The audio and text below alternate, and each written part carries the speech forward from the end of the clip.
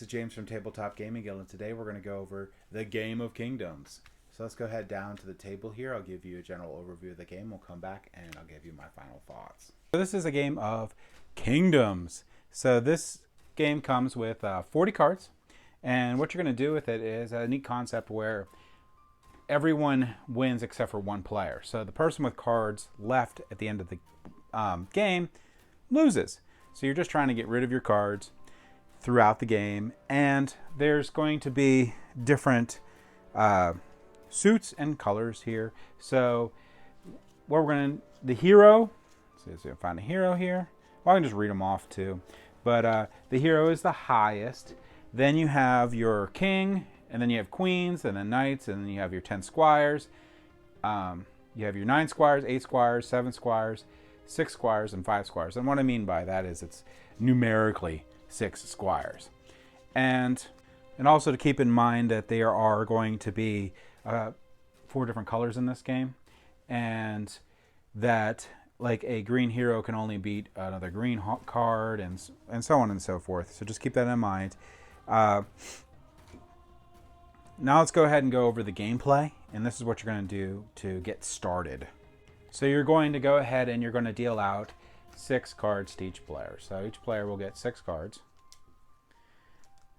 And then after you do that, I don't even know if I gave myself 6 cards here or not. Yeah, after you give 6 cards to each player, you are then going to flip over the top card of the deck. So that's going to be the red queen. And this is going to be the trump card. So right now we're going to be red is trump.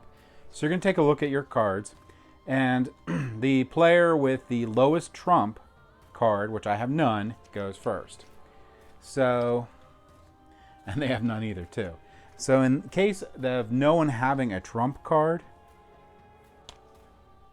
you're going to just randomly pick who goes first. So what you're going to do when you go first, you're going to throw down one of your cards. And what you're going to do is you're going to okay, well, red is trump. I know no one has red because they didn't get to first, but if they did, whatever. I'm going to throw down a card, and I'm the attacker, and the defender, person to my left, if multiplayer, has to beat that card. Now, looking at this opponent's hand, they're not able to do it, so they have to pick up the card.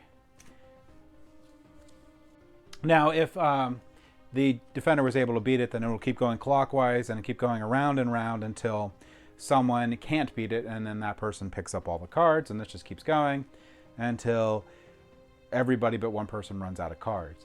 Now, the game does go pretty quick with this, but we're going to go ahead back up to the table here, and I'll give you my thoughts. And then, remember, this is just a general overview of the game. I'll go back and give you my final thoughts on this game. So yeah, Game of Kingdoms. Game's not really for me.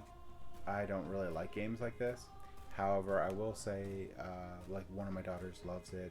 It's going to be a game that if you like games like Spit and such, it's going to be a game that you may want to check out, and it's neat. It's really nice. Doesn't require very many cards. Very portable. So she can take it to college, or she can take it out to her different functions, and they can just pull it out and play it.